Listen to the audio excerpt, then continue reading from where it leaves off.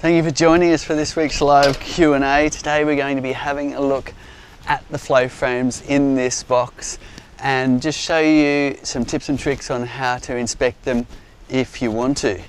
Now, straight in this window, you can see that we harvested recently half of that frame, and we did that on the live stream if you want to go back and have a look at that.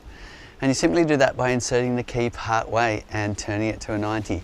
Now, what's interesting is you can see the way they've ripped off all the capping and rebuilt all of the cells. So it's a really great example of capped honey and then empty. Now, I'm not seeing much nectar coming in, so that means the bees are a bit hungry.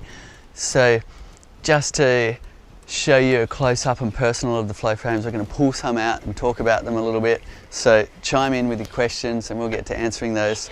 First of all, we need to stoke up our smoker, which we've just lit with some of this garden mulch here, and we might even do a brood inspection, show you the super lifter as well, so stay tuned for that. Otherwise, questions in the comments and we'll answer those as we go. Tracy's going to read your questions out. You probably recognise Tracy's voice by now. She's the friendly person that when you phone in our helpline, she'll be answering and helping you out, and she'll be reading out those questions. So chime in, let us know what's on your mind, and we'll get to answering them as we go. Smoking your hands is not a bad idea. Do make sure there's not flames coming out. Our smokers do have a grate here which minimises the likelihood of flames coming out. That sometimes does need a clean though, because it can really tar up with the resins from whatever you've got inside your smoker. Now, once it's really going, you can start adding more fuel to it. I've just got the garden mulch, which isn't the best, but it's okay, and we've got plenty of it, so that's what I mainly use.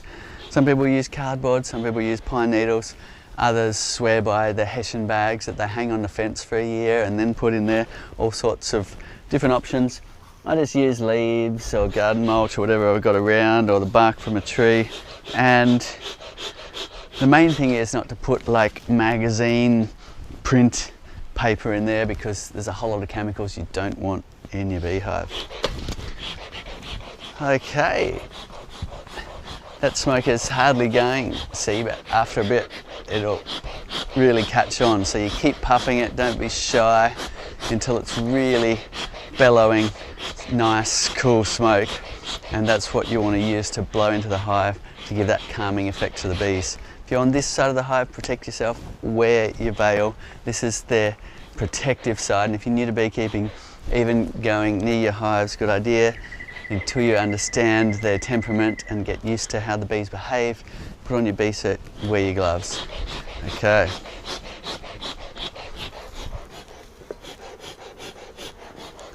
There we go. Now, that's a nice smoke there. You want to see it really bellowing out. And I'm going to leave this right at the entrance. Now, if you're in a fire-prone area, an important thing to do, and we do have down south in Australia very dry conditions, fire-prone areas, you want to make sure you're putting your smoker on top of something metal so that if any embers do come out, they're not straight onto the dry ground or grass below. So that's just a good habit. Put your smoker on the lid of a garbage bin in front of your hive there, and that means the returning foragers will get that waft of smoke. It will help snap them into a much calmer, more friendly, less protective mood, which is just nicer when you're doing your beekeeping. So just a question while you're on that smoker, someone's just tuning in and saying, do you have to use a smoker? Look, I do get a little bit of in a hurry sometimes, and I have to admit I do start pulling apart hives without the smoke, but it's those times when you get a bit complacent that you end up with stings. So if you're new to beekeeping, definitely use your smoker, and definitely wear a good bee suit and your gloves. Give yourselves a nice, gentle start in beekeeping. You don't want a scary moment where you're getting a lot of stings and you're running away from the hive. Most beekeepers have done that. you don't need to do it too. There's nothing to, you don't need to prove anything, being a hero with no bee suit. Just protect yourself like most beekeepers do, and use your smoker to calm the bees. Now, while having smoke blown in your face might not be the best thing, it's certainly better than a whole lot of bees getting aggressive and dying anyway because they're losing their stingers in you or your suit. And it's also a great tool for moving bees out of the way so you don't squash them while you're doing your inspections. Today we're going to be showing you tips and tricks on inspecting your flow frames. My father and I's invention here in the top box. This one in the window, you can see we've harvested half the frame, which is a nice thing you can do when you think the bees are a bit hungry and you want to leave some for the bees. You can just take half a frame, which will still give you 300 ml jars of honey, and that's plenty to keep your family going while you watch and wait and see what the bees are going to bring in next. Okay, so smoker's still limping a little bit. Another thing to check with these smokers is this little thing here. If that's out of line, then you don't get as much air going in. So you just pull it back so it's pointing to where the air's coming out of the bellows, and that'll help a lot as well. Okay, that's better, isn't it? It's really starting to blow out now, so we're happy. The smoker's going. We'll leave that there. We'll make sure we're protecting ourselves, which if you're new to beekeeping, that's the first thing you do. Put your bee suit on, middle zip up, 2 side zips overlap, and then the Velcro over the top. And then you're good to go. And also put on your gloves. If you're experimenting, you've been beekeeping a while, you're going gloveless, still have them ready because occasionally your hives will change temperament and you'll want your gloves again. Next, we're going to take off the gabled roof, just like that, and we're going to grab our hive tool and pry off the inner cover. So, under the edges like this. If you've got questions, chime in, let us know what's on your mind. You'll hear that crack sound? That's the propolis the bees use to stick the hive parts together. It's like they're glue. People often ask how come there's nothing connecting the hive together. It's because the bees do a great job of connecting their boxes. And that propolis is their glue they put all the way around the edges. See that? And they've collected that tree saps and resins from trees and mixed it with a bit of wax and made this propolis, which is also something medicinal you can collect from beehives. In fact, you could scrape that off, and some people like to just chew on it straight when they've got a sore throat or something like that. Other people like to dissolve it in alcohol and make a bit of a tincture out of it and so on. You'll notice it's in medicines, and it's another interesting thing you can get from a beehive. If you want to collect a lot of it, you can do what's called a propolis mat, which is basically a bit of screen somewhere in your hive that the bees want to block up to decrease the ventilation, and then you can take that mat out and dissolve the propolis off it. Now, there won't be any queen up here because we're above the excluder. Next, we're going to take off the little key access cover and the rear cover. Now, looking at this, I can see most of the frames are looking pretty empty at the end here. This one was full, but you can see they've been eating away. That's why you've got some full and some empty beside each other. So that's a typical pattern when the bees are a little bit hungry. It's really neat to tune in on the windows regularly, and that will give you an idea of what's happening in terms of how much nectar your bees are bringing in. And it's often fun to look in the afternoons because you'll see if they're on a good flow, they'll be splashing droplets of nectar all around these empty cells as a method to spread it out and reduce the water content. And then in the morning it'll all be gone, but they would have done that to reduce the water content as they fan and evaporate, and then moved it further in to complete some cells that need a little bit more nectar or honey in them. Any more questions? Yeah, seeds. It's great. We've got some people tuning in from Canada, and they're about to harvest their first honey, so they're pretty excited. But then we've got someone in there, I'm not quite sure where they are, but they've been spraying sulphur in their area and just wondering, will it affect the bees? Spraying sulphur, now that's a new one. I haven't heard of spraying sulphur. Chime in if you know anything about spraying sulphur. But generally, in terms of sprays and hives, humans have quite a habit of liking to spray insecticides all around the place, which isn't great, obviously, for bees and all of the other foraging insects that are foraging on flowers. So if you can put pressure on whoever's spraying to make sure they're not spraying onto flowers, that will really help our pollinators. Insect numbers have halved in many countries, which is a scary thought when you start to look at the unraveling of the 6th mass extinction. And obviously they're very important to the whole ecosystem, the pollination, and particularly our food chain with this species here, Apis mellifera. So what you can do if you want to limit harm to your hive, and you know they're about to spray in your area, is you can get up early, close the entrance, make sure the hive's got a lot of shade, make sure it's got ventilation by taking the tray out, and then you can keep them closed all day. Now, don't keep them closed for days, or they may get a lot of stress, and they'll probably haul out a whole lot of brood. And but if you keep them shaded and you have a lot of ventilation, you can close them up all day and limit the effect of the bees foraging on flowers that might have been sprayed. A little bit more smoke here. Now these bees are nice and calm, but if we wanted to move them out of the way, we could just waft a little bit of smoke over the top, and they all start to get a bit activated, and they'll all start to head down into the hive.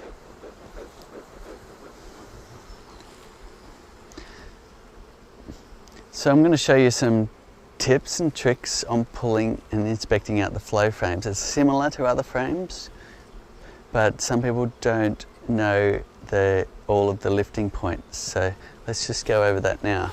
So with your J tool,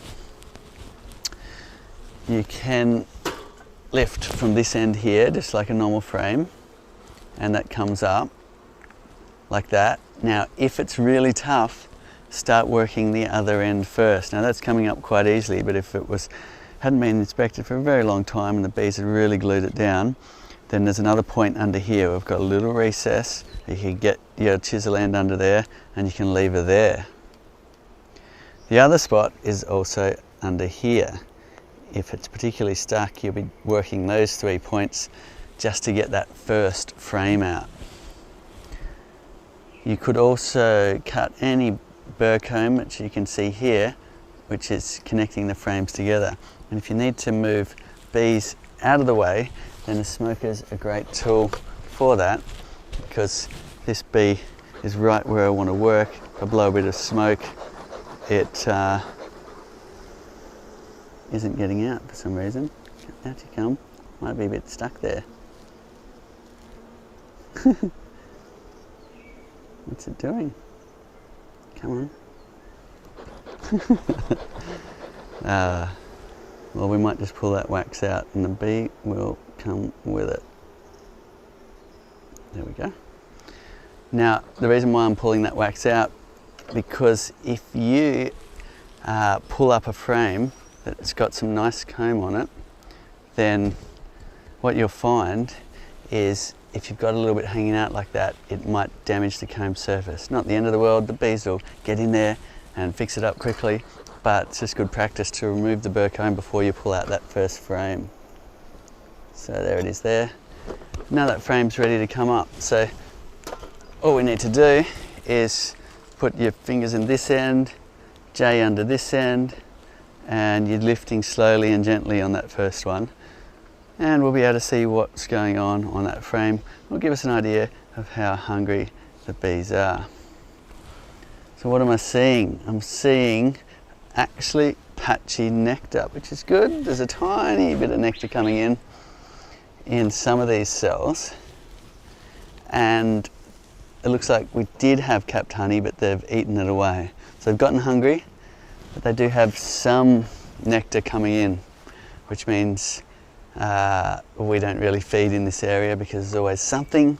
But if you're noticing there was no stores at all in your hive, including around the brood nest, feeding the bees would be a good idea to help them along, especially if it's coming up to a long cold winter and you want them to put some stores away to survive through to the next spring. Because after all, honey is their carbohydrate, it's their fuel, they need that to survive on. So depending on where you are in the world, if you've got a long cold winter coming up, in some places you'll need a full box of honey to survive that winter, sometimes more, and in others, like here, you don't really get a winter as far as the European honeybee is concerned, and we don't need to worry about their stores because there's generally always something flowering. However, we tend not to harvest the honey in times when they're really hungry, or at least just harvest a little bit and leave the rest for the bees, which is something you can easily do with flow frames. Any questions? Yes, it's just a couple of questions while you've got that frame out, and it's a question that actually comes a lot in phones and with customer support, is can you sort of, I don't know if you'll be able to show it with Callum might be able to, but how the blades don't fully close. I mean, I guess it's tricky because you've got that frame closed there now, but also that the blades are kind of offset. So people often think they're wrong or they're not sitting properly. Or Yes, so I'll pick up another frame there for me. Perhaps, Sophie, if you could grab me a key, I will be able to show you the operation as well. Great. But let's look at this frame here. Now, first of all, in terms of the hexagon alignment, which is this shape here, right? Whether there's the hexagon, if it's there, it's in harvest position. If it's there, it's closed. But these are on a 13-degree angle upslope to mimic what they do naturally. And to get that angle to see whether they're in line, you'll need to match that to your eye. So that'll be about a 13-degree angle there. So you should see hexagons if it's in the closed position. I think Soph's just looking for one. Now, if you open the cells, which we need the key for, then you'll notice that that will turn into hexagons. And we'll do that for you shortly. The important thing is when you install these for the first time is make sure they're all pushed down in the closed position by putting the key in the top and turning it. That'll push all the parts down to the cell form position, ready for the bees to make their own cover in wax and start putting in honey. Now, another question that comes up is people worry about this is out of line in this direction. So if I turn it this way, you'll notice that every second one's standing up.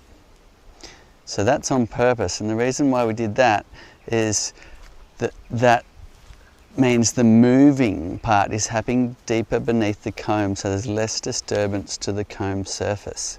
So you'll always get that step in that direction, but where you're looking for alignment is in this direction, so you're looking down that way. So if I get the key, and what I'm going to do is put it in halfway and turn it so you get an idea of what it looks like. And is that the 12-degree angle there, Callum? So you're seeing hexagons? Yeah. So above where my thumb is where you'll get a change. So I'm inserting that key. Now notice on the right-hand side, it'll be forming channels. So that's the invention. See that? We have zigzagging pathways now for the honey to flow down, and those pathways are happening deeper beneath the comb surface because the moving part is inset from the comb face where they'll be putting their capping. So before you put your flow frames in for the first time, let's say in transit, they've been banged around, the box has been upside down, these parts might be out of line, so you want to put the key in the top slot all the way till you feel it knock at the back there, and turn it, and that will make sure all of your cells are in the cell form position, ready for the bees to cover in wax, join the parts together and go about their business of depositing nectar and making honey and finally capping it off. And they might cap it way out proud, or they might cap it fairly flush, depending on how much nectar they've got available.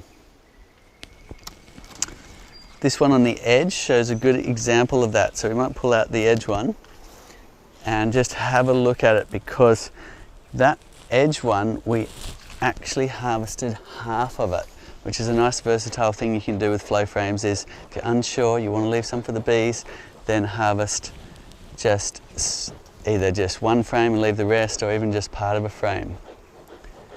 Now, every now and then we get a conventional beekeeper writing in saying, but you're just encouraging people to harvest too much and there won't be enough for the bees. And that's a valid concern, but we haven't seen that. What we find is that new beekeepers with the flow frames care a lot about their bees, and they really often just harvest one or two frames and leave the rest for the bees. So it's almost the opposite, where conventional harvesting, because it's such an ordeal to go through that centrifuge and make a big mess in your shed and all of that, you tend to take all. So the flow frames, we find that people new to beekeeping tend to be more gentle, just harvesting a couple of frames and leaving the rest for the bees. And that way you don't get the over harvesting that some people write in with concerns about. Okay, so this one I should go sideways first now that I've got room to. That way I'm not rolling bees against the edge of the hive. So same as you do in the brood frame. So we're pulling that up. Now let's have a look at that. So that's telling us a story that this area here has been harvested and it's pretty well empty, but they've recycled the wax capping and joined all the parts back together, ready to start depositing nectar. And it's a fun thing to watch in the window. Then up here in this region, you've got capped honey. So if I shake the bees off, we'll get a better look at that. So you go over the hive on a diagonal, good shake, and then we get a nice look at what's going on the frame. Now, we've designed it in such a way you can harvest the honey without having to pull the frames out, but it's fun to just get an idea of what's going on and build a picture of what the outside windows look like as to what's going on in the middle, and that will assist you to make your educated decisions on when it's time to harvest or not. And after a while you can really start to gauge through the windows, especially if you look often, when the bees are collecting a lot of nectar and storing a lot of honey, and when it's appropriate to harvest and when it's not. So if you see this pattern where there's capped sections but the edges are kind of raggy like that and there's missing cells, that's a typical hungry pattern where they're actually uncapping and consuming. And to back it up, there's no glistening nectar in the cells, telling you that they're not bringing in much. So not a whole lot flowering at the moment. Keep the questions coming in. So there's a few people asking about brood boxes, and one is actually a guy, Tim, he's asking about a mini flow hive and brood boxes. So Tim, I think maybe that's not a flow hive, so maybe just call customer support on that one. And other people asking, so is it better to have two brood boxes, a bit like what you've got here on this setup? So the reason why we've done two brood boxes here is we do get a lot of questions about it, because in the colder regions it's common practice in conventional beekeeping to use a second brood box.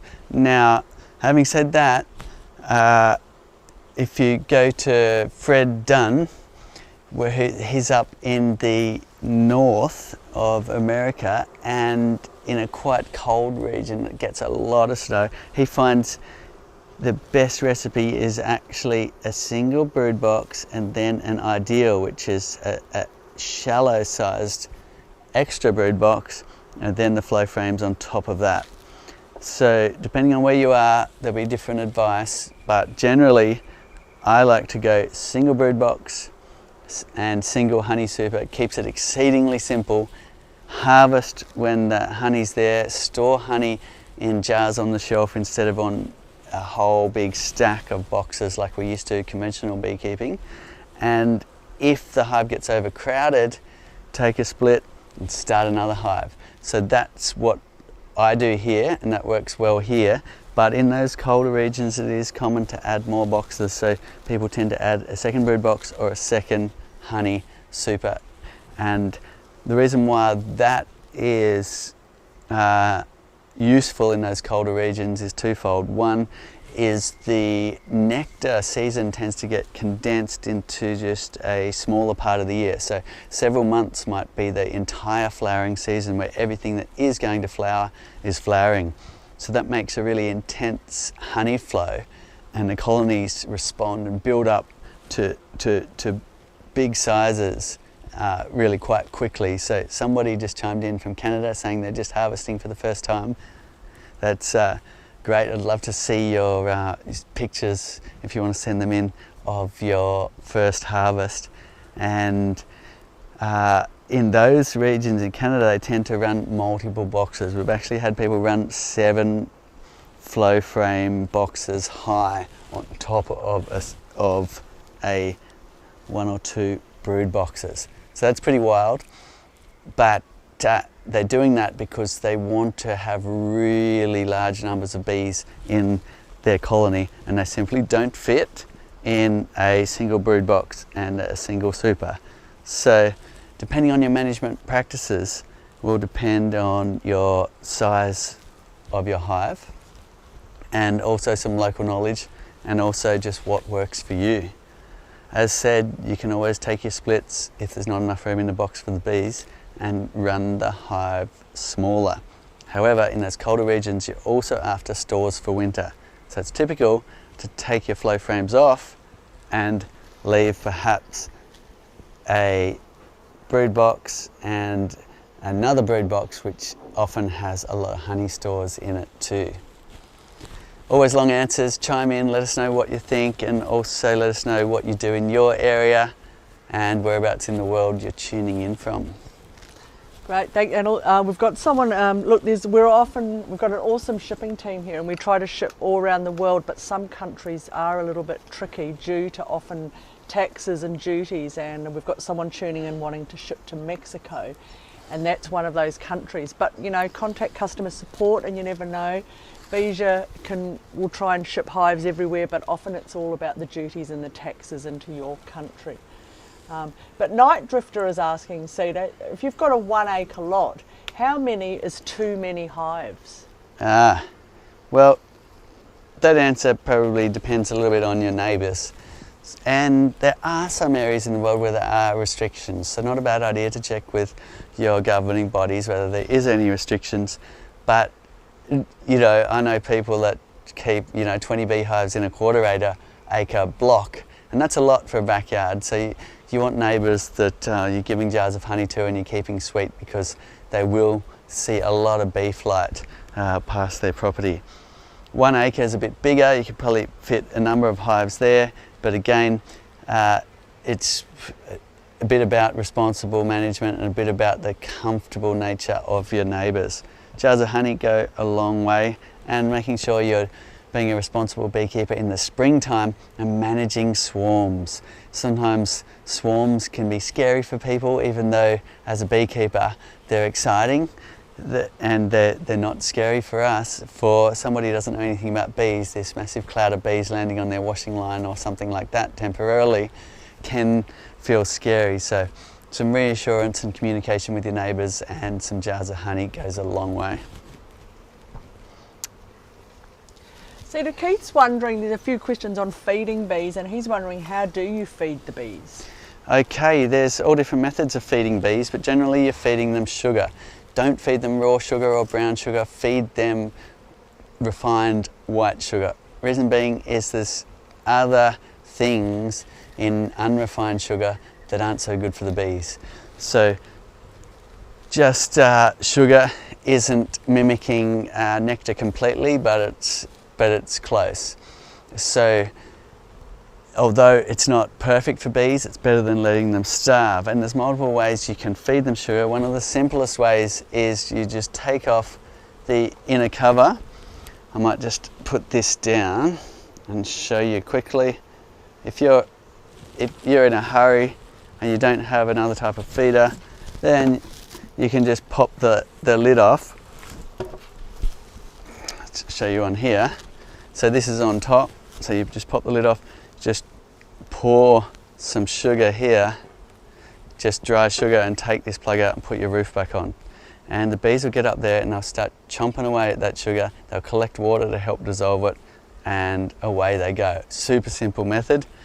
However, if you want them to store as if it's honey prior to a long winter on a hive that doesn't have enough honey stores, then you're probably better off making what's called a thick syrup, which is the 2-to-1 ratio sugar to water, cooking that up, letting it cool, and putting it in a feeder under the lid. Now you can get feeders that'll sit up under the lid here, and you pour the sugar syrup in, the bees will come up and they will lap up that sugar syrup, and then because it's nice and thick, they'll store it for the winter ahead as if it's honey.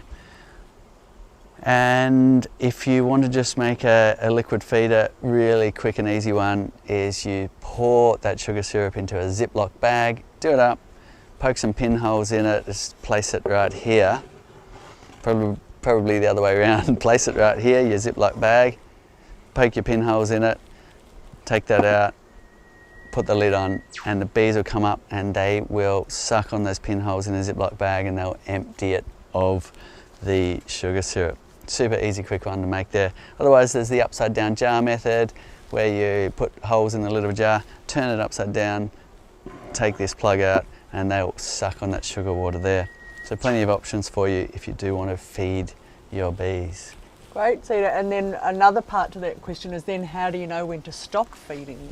Generally, bees won't be great at storing a lot of sugar water or sugar syrup because they generally, if they're in hungry time, they'll consume it. But when you see stores coming in and you start seeing a honey flow on, that's when you stop feeding, because in the end you want to be harvesting honey, not sugar syrup.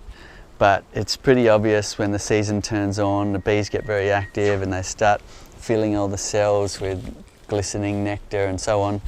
You wouldn't be feeding them in that time. There's no need. They're bringing in a huge amount of nectar, turning it into honey, and you don't want to keep feeding them sugar at that time. So typically that will be in the springtime. Now, beekeepers will feed in the early spring to stimulate the hive as well. So in conventional commercial beekeeping, you will find people feeding what's called a thin syrup, which is a 1 part sugar, 1 part water mix. You dissolve that up, you put it in your feeder, and the bees will see that as mimicking nectar in its consistency. And when there's a lot of nectar coming in, that stimulates the queen to lay lots of eggs and your population booms. So that's a technique to get a larger population when you know just around the corner is a big nectar flow. And that way your hive will go out and get a lot more honey because the population will be there ready to go when the flowers kick in. As a backyard beekeeper, we generally don't worry about things like that. We just roll with the seasons as they go and harvest the honey when it's there. Right, Cedar, and how often can you harvest off one hive, and how many jars of honey would you get? Okay, so the short answer is in this location here, we can harvest all of these frames in the hive about twice a year. And each frame will give you about 3 kilograms of honey.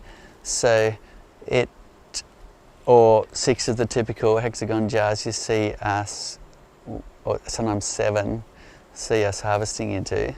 So it's about sort of 45, 50 jars of honey, and then that's twice. So maybe 100 typical 300 ml honey jars out of a single hive is normal in this area. You go up into Canada and they boast that they can fill all of these frames in a single day. That's hard to believe. I've never seen anything like that. But you can imagine if you had a big colony and everything flowering at once, they can really fill frames fast. So on the other extreme though, you'll find seasons where there was drought or there was fire or there was a lot of rain and it washed all the nectar out of the flowers, or your colony was weak and you may not get a harvest at all from your hive. That's why I always recommend having more than one hive, because sometimes things don't align. You've got a weak colony when the flowers are there, it gets stronger later on, but it missed the season, and while it stored enough for itself, it didn't store excess for us to harvest as well. And if you have a number of hives, you'll be able to sort of benchmark and go, well, 3 of my hives are doing great and 2 aren't. Maybe there's an issue with those, maybe the genetics aren't virile enough, the queen's getting old, she's not laying enough eggs, whatever it is.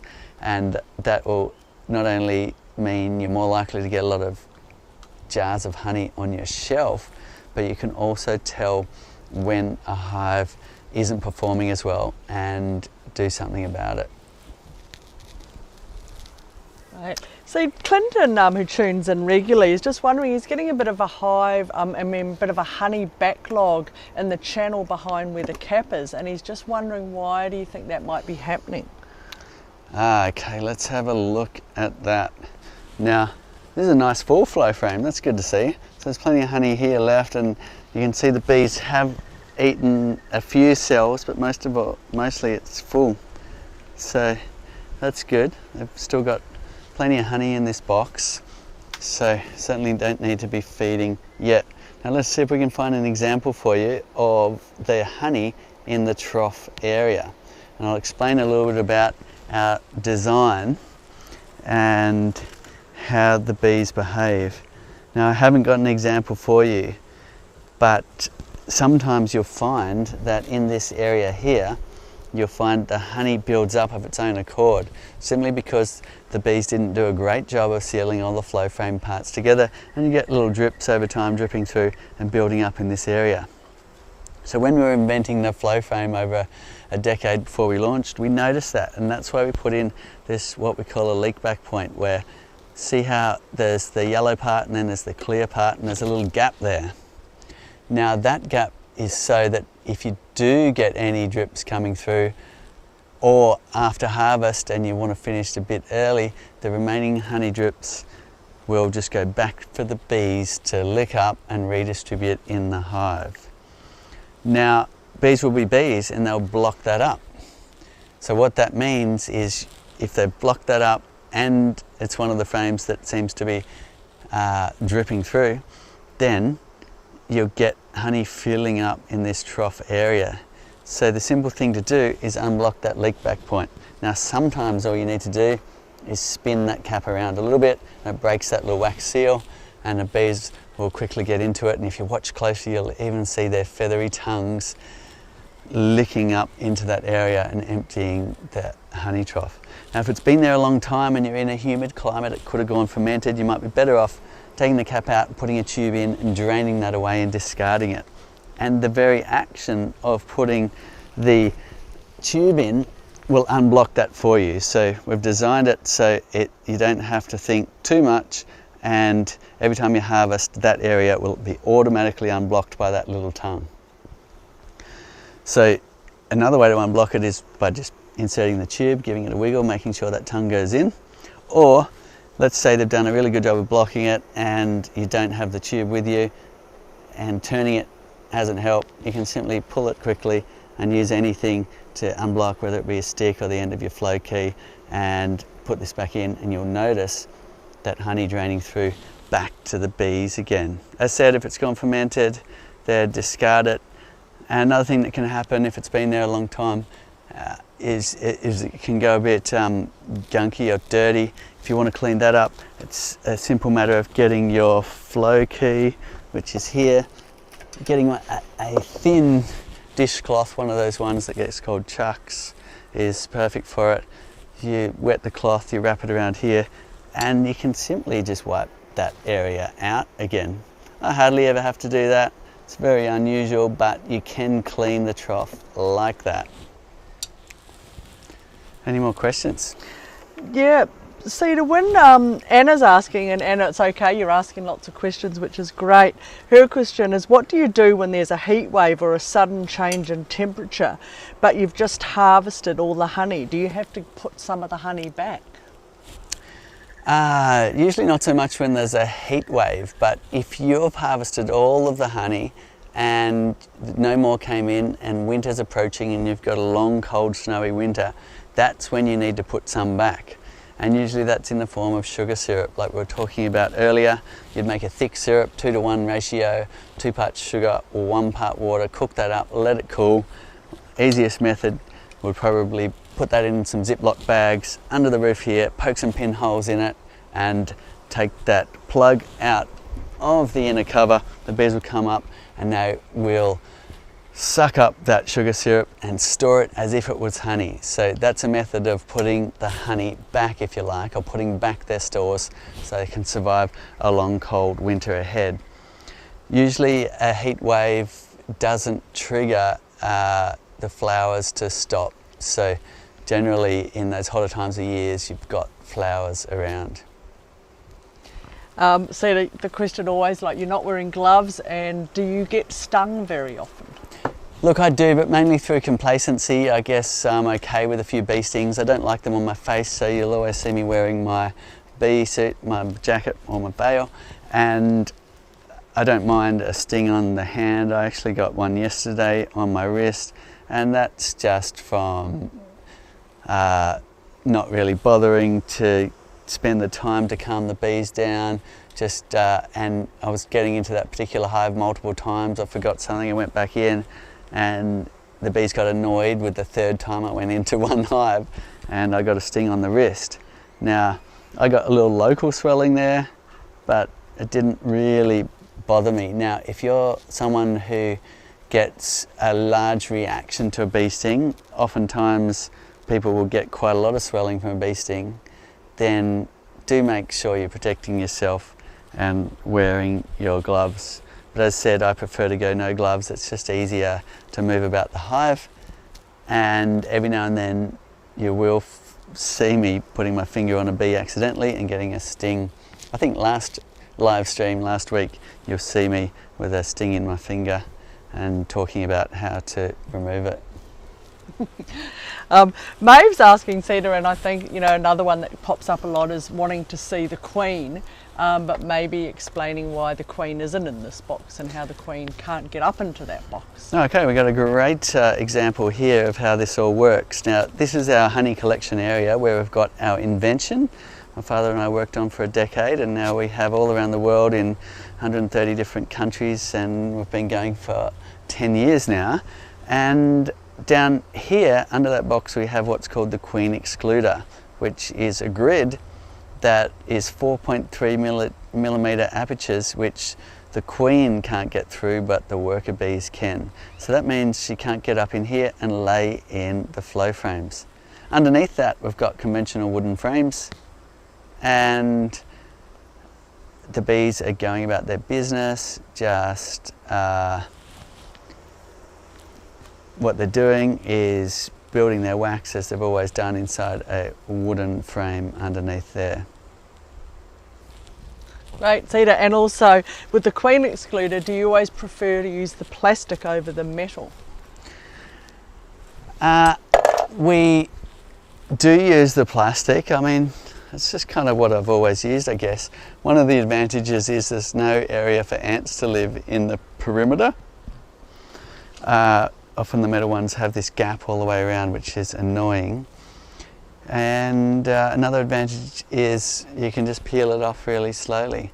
But having said that, some people really prefer the metal ones. You can, of course, fit a metal excluder if you want to.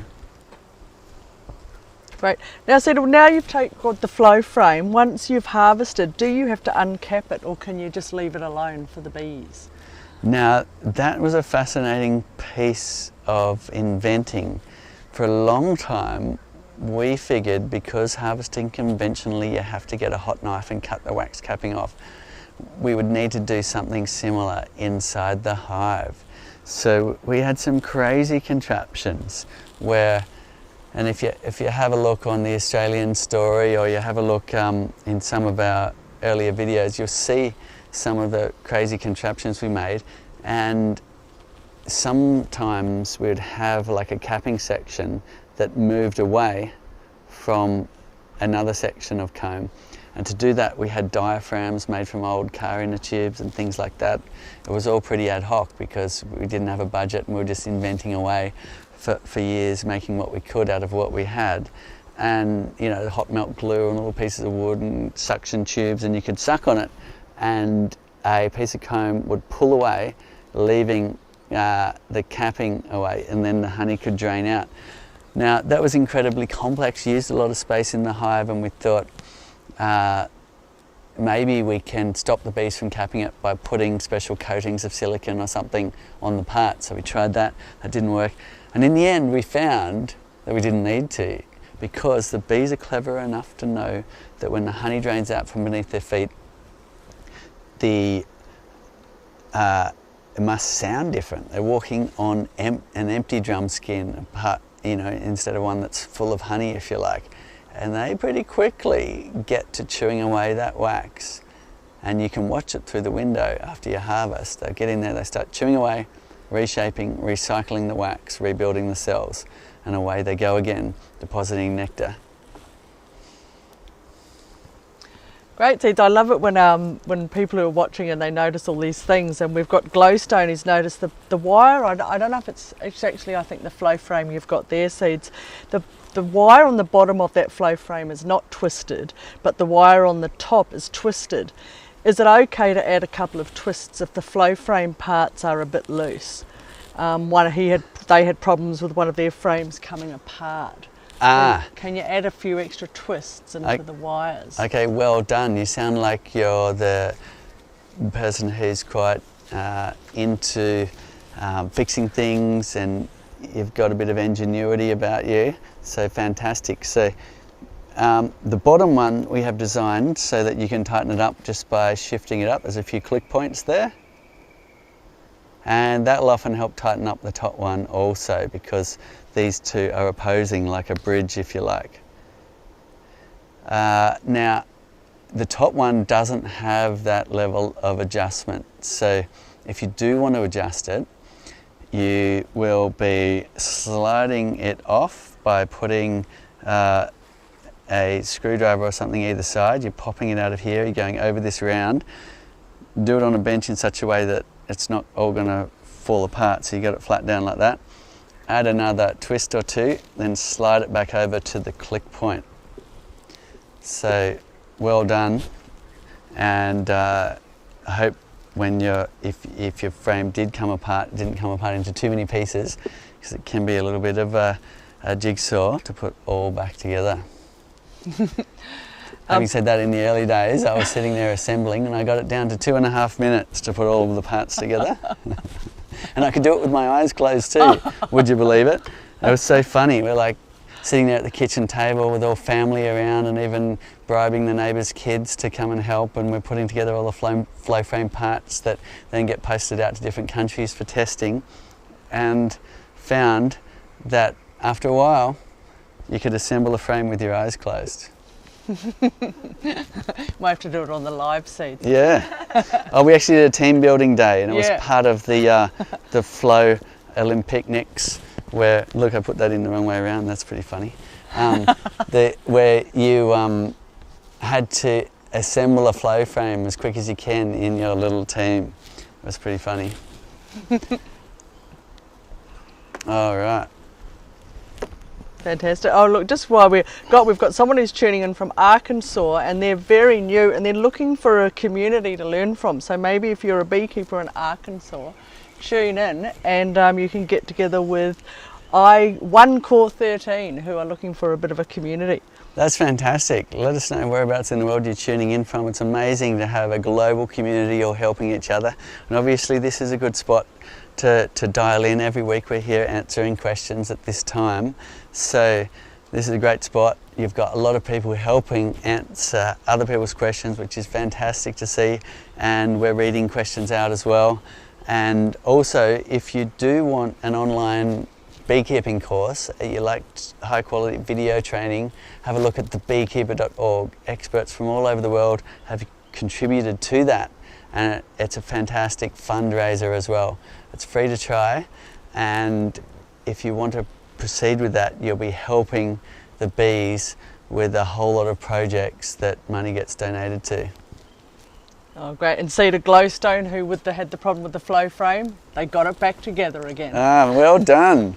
I love that. They might like to join in the Olympics. Yes. The flow frame building competition. Now, I did say at the beginning we'd show you how to use the super lifter as well. We have used up a bit of time answering questions. Chime in if you'd like us to give you another demonstration of our latest invention, the super lifter. We have shown it a lot recently, but it's a great tool, gets rave reviews because it solves the real problem in beekeeping of lifting off the heavy boxes, makes it exceedingly easy to do your brood inspections. Cedar, do you ever harvest from regular frames, or do you always just use the flow frames?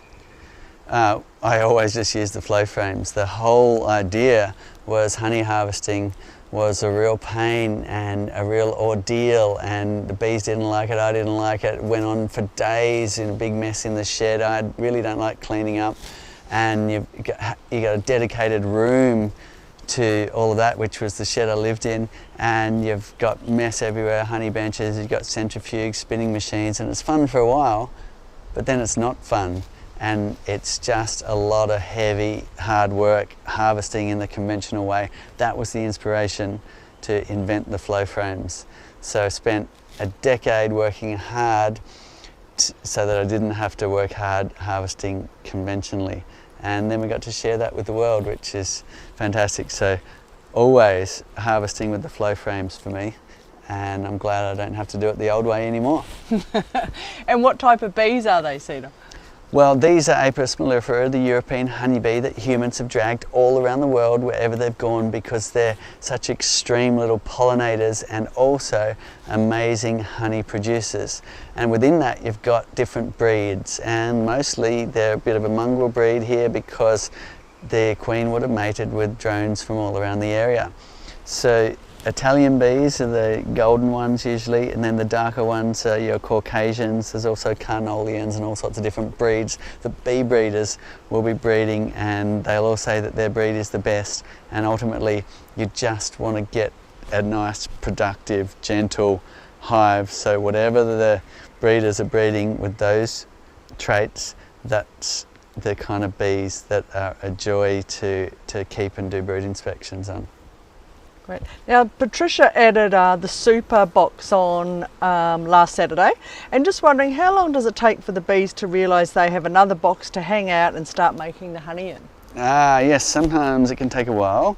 The recipe for getting fast action on the flow frames is a lot of bees. So when you open the windows of the hive, you've got a lot of bees in the windows. If you're seeing that and there's a good nectar flow, they'll store honey very quickly. If they're not in a hurry to make stores, they might just leave it for a long time.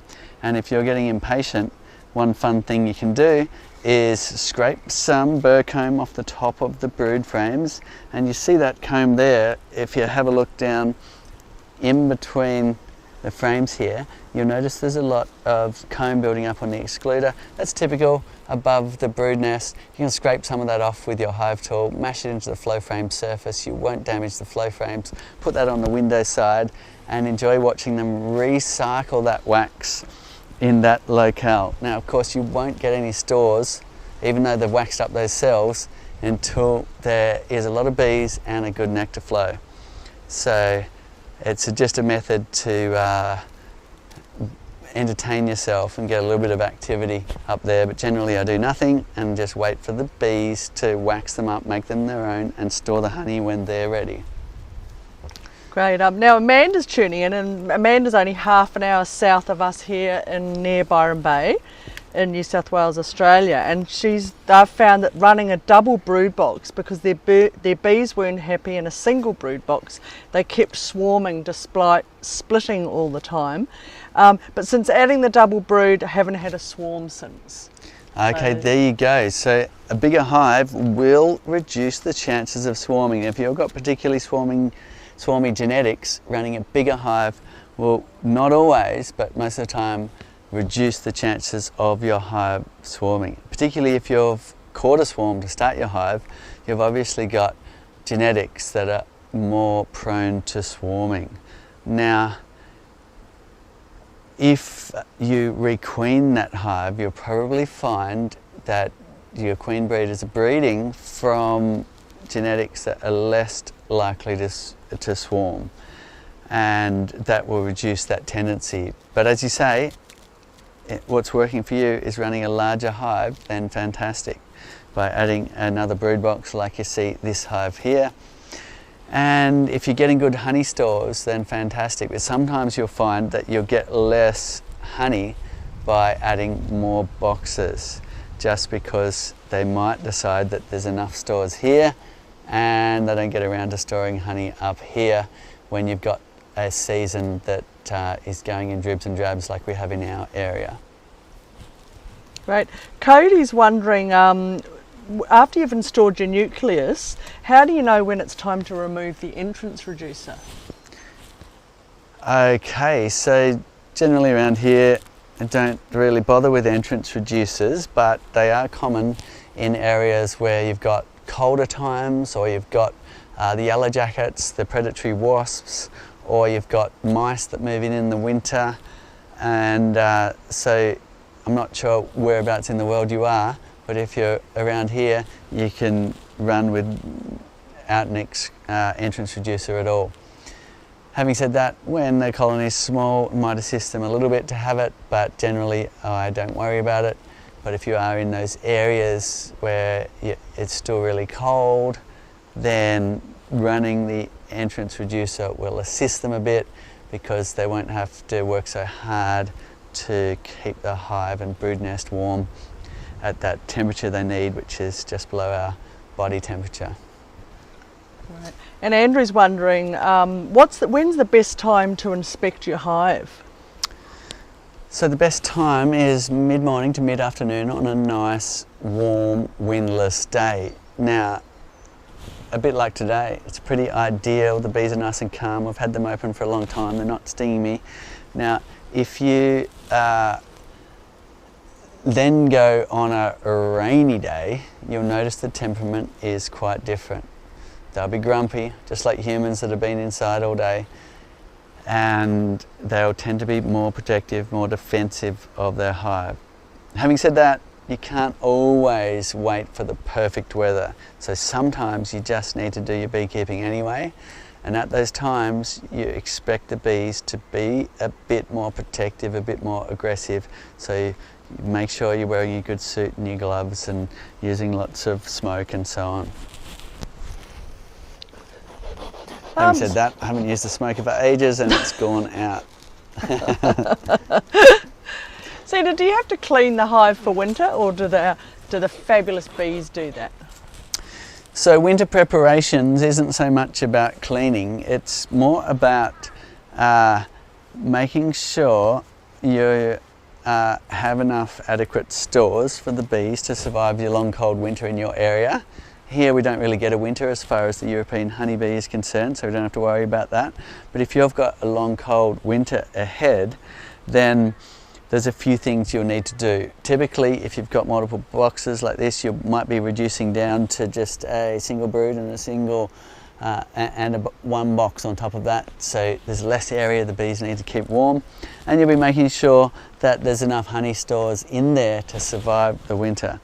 If you decide you want to leave the flow frame box on and the bees can consume remaining stores in there, then do make sure you take out the excluder. Reason being is, in those cold climate areas, you'll find that the bees will form a cluster, and that cluster will move up the hive as they consume honey stores, and if they move up into this top box, the queen can't stay with the cluster and it will perish below the excluder. So that is a good part of winter prep, is making sure you're removing your queen excluder if you plan to leave boxes of honey on above it. In terms of cleaning, if you take the flow frames off, and we're finding after 5 to 9 years or so, people with their flow frames want to give them a good clean. So they do last many seasons without cleaning. These particular frames have been multiple seasons, they're still looking good, but after a while they can just really build up a big coat of wax and propolis, and even get some mildew at the end if the colony's been weak for a while. And a pressure washer is the best way to clean those. So if you wanted to give this a good clean, oh, look at this cute little bee here with its pollen pants. See its pollen balls on its hind legs? Give us a thumbs up if you can see that. Nice yellow pollen. And it's going around going, what's going on? Let's look down the cells. A little bit of nectar there. Might have a little bit of that before I go about my bee bread sourdough production with its pollen balls. So if you wanted to clean that, you'd be laying it flat down on the ground like that, usually on a paved area. Set it in open position with the key, so harvesting position, so the water can flow through the frame nice and easy. You're taking that bottom cap out and you've just got a pressure washer and you're blasting down the cell lines like this. And that'll blast a whole lot of the old wax off. If you feed your pressure washer with a warm hose from your hot water system or a hot hose, it'll be even better, but a cold one works okay too, to really remove a lot of the old wax. Let it dry and you can put those frames away till your hive is ready for them again. Don't throw your flow frames away when they've been old, even if they're 10 years old. We want to make them last as long as they can. So make sure you give them a good clean and get them back on a hive again. Great. I've got another shout out for someone looking for a bee community in North Texas. So just check all the socials as well, and you can log in and catch up with a lot of people. honeyflow.com, tune into customer support as well, and they'll be able to help you out. And now seeds. Can you harvest beeswax and propolis from the Flow Hive? Yes, you can harvest beeswax and propolis from any beehive. So we talked a little bit earlier about propolis, so let's run over that again now. And that's the glue that they put under the lid. So this is propolis here. You can scrape that off and enjoy chewing on it if you want to, but if you want to harvest more propolis, then you put in what's called a propolis mat, which is a grid that the bees can't get through, like a bit of a metal fly screen, if you like. And you'll be putting it in an area where the bees will want to block off ventilation, because they're like, oh, I can't get through there, but they want to seal it off so they can control their ventilation. Then they will put a whole lot of propolis on that propolis mat. You can then take it out and dissolve the propolis, use it for medicinal purposes and so on. Now, if you want to harvest honeycomb, which you can see there's some building up here, all you need to do is make space in the hive for them to build comb, and bees love building comb. So whether that's on the edges of the brood nest, there's typically comb down there you can harvest, you can enjoy the honeycomb, you can save the wax for those crafting projects, or you can make another entire box for collecting honeycomb. Trace likes to put what's called an ideal size box, which is a shallower one with little mini frames in it for collecting honeycomb. She's always bringing it in for the team to enjoy. So that's one thing you can do. Or if you don't want to add another box, simple technique is we have some nice space under the lid here, and you'll just be taking out that plug, letting the bees build some comb in this lid area.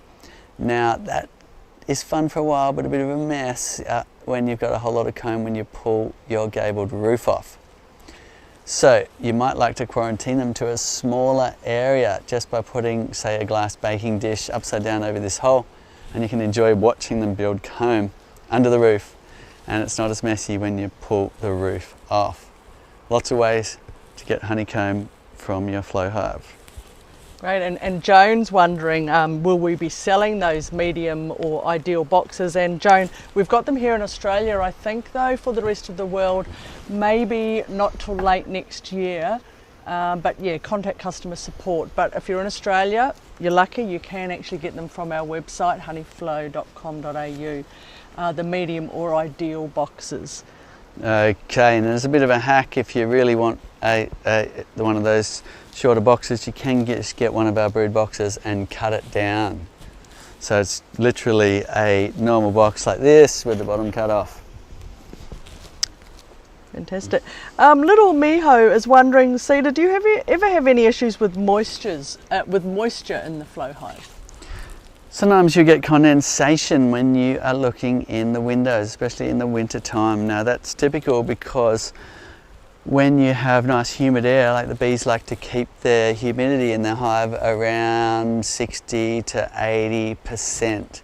Now if you've got humid air in the hive and cold exterior surfaces like the inside of the box and the inside of these windows, then what you'll find is the water will drop out of the air, forming condensation.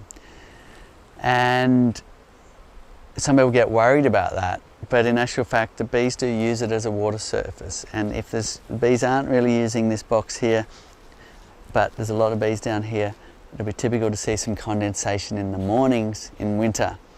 So I wouldn't worry too much about it unless you've got a long, cold, snowy winter and you're worried about condensation dripping from the roof. Condensation on the walls is said to be a good thing because it gives the bees a water source when they can't go foraging.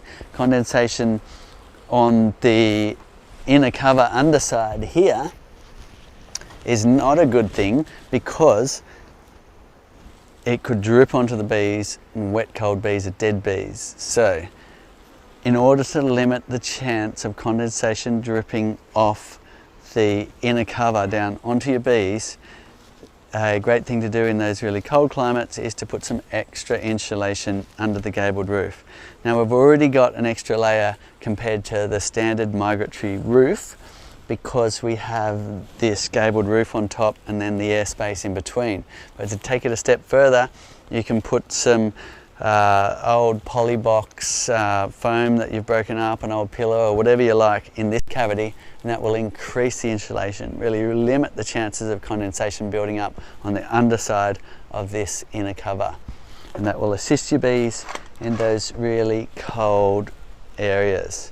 We don't need to do that here because we don't get extreme cold winters. Great. So this is a question coming in from Room Upgrades, wondering why the Flow Hive bees are capping the honey while it's still too much water content. They checked the water content after harvest and it was 19% or slightly higher. Okay, so it is an interesting thing, and if you're in a humid climate, the bees often get a little bit fed up with trying to reduce that water content down to that sort of 16 or 18% range. Now, harvesting as a conventional beekeeper, in those humid times, you will find frames that will have that higher moisture content. Now, you'll also find frames that will perhaps with a lower moisture content. Perhaps it was a different time of year or the bees put more effort into reducing the water content. And when you mix all that together in the centrifuge or conventional harvesting, you'll get an average which is hopefully around that 18%. But as you say, if it's higher and it's pushing that 20% moisture content, then typically beekeepers will dry that in drying rooms, or they'll mix it with another one at 16% to get an average moisture content that's down around that 18% range, so it'll keep forever on the shelf. Now if your honey's at 19% moisture content, it doesn't mean it will ferment on the shelf, but it means it might, and that will depend on how many colony forming units there are present in the honey.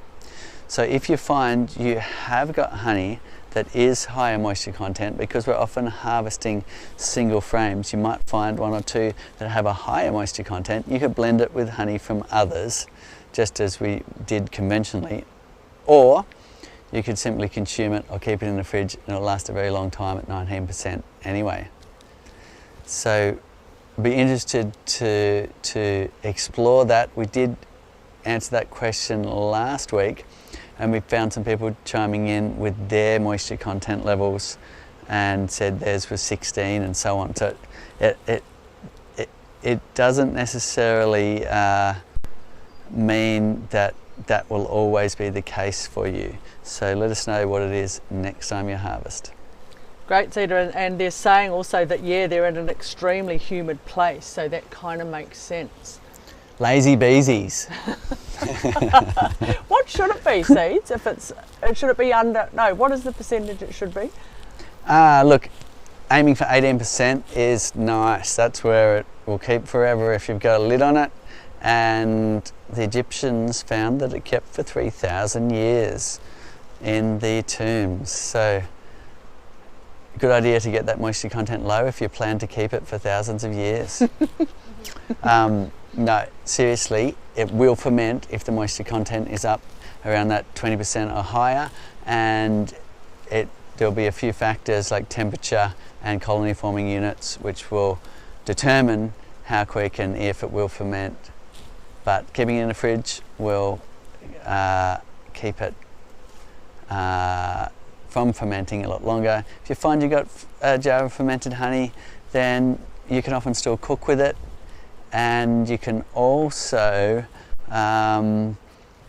actually warm it up, and the fermenting, like if you give it a little pasteurization, which we try not to do because we like raw honey with all of its goodness, but if you want to save a bucket of honey that has started fermentation, often beekeepers will warm that, and that fermented flavour will go away. So there's another little trick there. But most of the time you harvest from your flow frames, and if it's coming out nice and thick, then you're good to go. If you find it's really runny in the jar, it's possibly got quite a high moisture content, you want to keep that in the fridge or consume it before fermentation occurs. Great. Jesse's wondering, Jesse's in southeast Queensland, so not too far from here, but getting temperatures around the -1 degree. Just wondering, could they add their Flow Hive this time of the year? So, -1 degree? Yeah. Where are they? Southeast Queensland, just up the road. Just up the road, far out. We're not getting that here. You must be inland a little bit.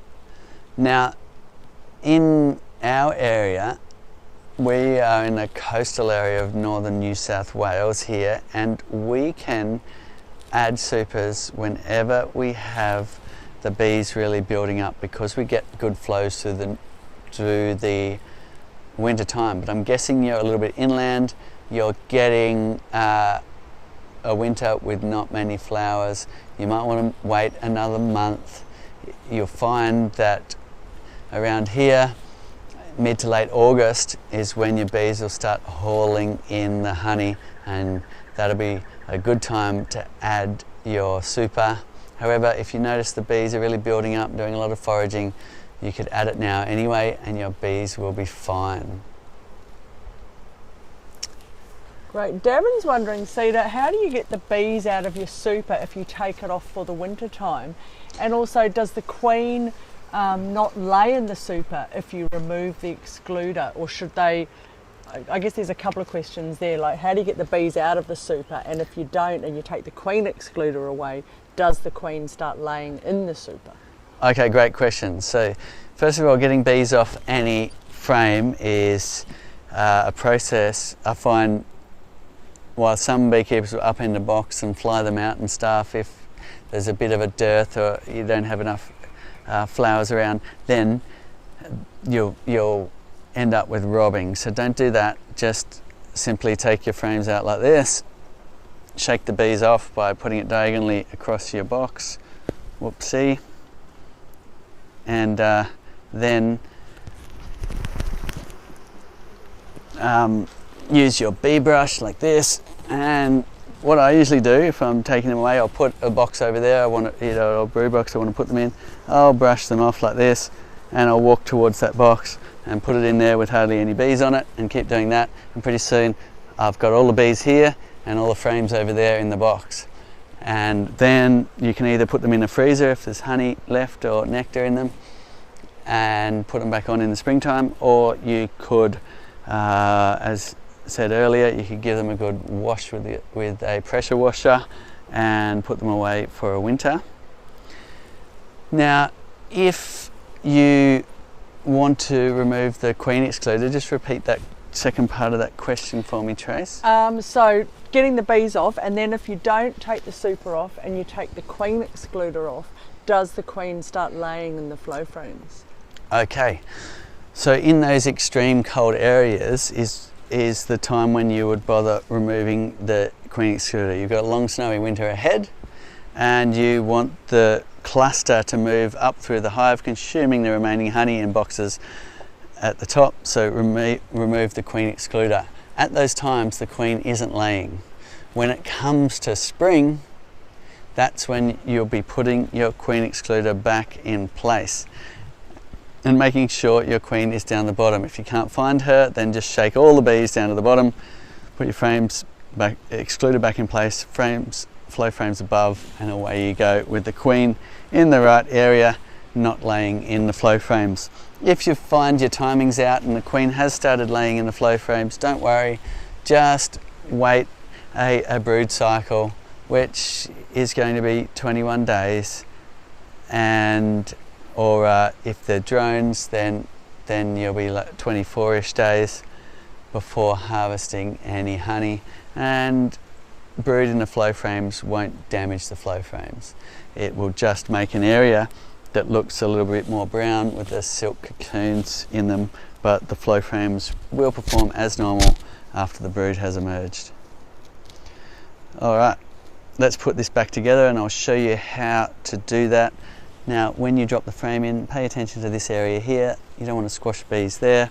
Now, if I had my smoker going, I would smoke here and clear the bees out of the way, but can't be bothered lighting it again. So what I'm going to do is just show you how to drop the frame in gently. This frame's got a bit of nectar in this region, which I'm really happy to see. It means the bees are finding something, even if it's not a lot and there's not much for us to share. At least they are building up some stores for themselves. Now, I find the easiest way is by putting this face against here first. So notice the angle I've got the frame on, and it's touching the wood. The reason why I'm doing that is I'm trying to maintain the space between the frames. It can get annoying when you're putting flow frames back in if they jump out of line and one overlaps the other. We want to keep a nice flat window face. So one thing you could also do is make sure the other frames are pushed forward.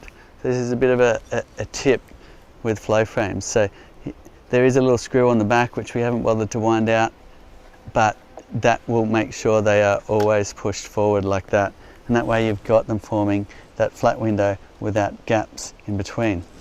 Now this is resting on this face here, and I roll that down. The reason why I'm rolling it down is I want to make sure that this space is maintained. If I pull it back that way at all, then one could overlap the other. But if I maintain the pressure against this wood, then they can't. And now I've got it straight. I'm keeping the pressure forward against this front panel and dropping it slowly into position. And if you find that they are going out of line, now I've hit some resistance, which is interesting. So I don't think I've got quite enough space. So I'm going to pull this frame across like that, and that one there, and there we go. So now we're going down, and it's the first and last frame that will be a little bit more challenging to get in. But what you're after is exactly what I didn't do there, and see how they're out of line. So that's a good example of them not quite being in line. I can grab this tool again. As said, I didn't wind out these screws, so it jumped back. But if I just push it forward with my hive tool, then you've got a nice flat window area where bees can't escape, and that's what you want to see. Beautiful. Next is your inner cover. So you can see which way around this went, because these are the impressions of the flow frame across here, and that's their propolis that they are blocking up all the areas with. They do not like ventilation at the top, they like to block it, and that allows them to really air condition the hive and control it how they want to, rather than all the heat just escaping out of the top whenever it likes to. Now, somewhere I had the little inner cover plug. There it is. That one goes back in there unless you're wanting to collect honeycomb in the roof. And next we're going to put our gabled roof on, which is here. And we have our hive back together, and you'll notice that this has a little cutout for the harvesting key access area, and that goes to that side. And there we go. Don't forget to put your window covers back on, because you don't want the sun beating in, solar heating your hive. So they go back on like this. And we didn't show you the super lifter this time. We got carried away with so many great questions. Tune in again next week. We'll give you a good demo of that, or have a look at last week's live stream for a demo of the super lifter. And don't forget your little key access cover up here, which goes in like that, and job done. Thanks again for all of your great questions. Tune in again, same time next week. Let us know what you'd like us to cover, and we'll be back with another show and tell.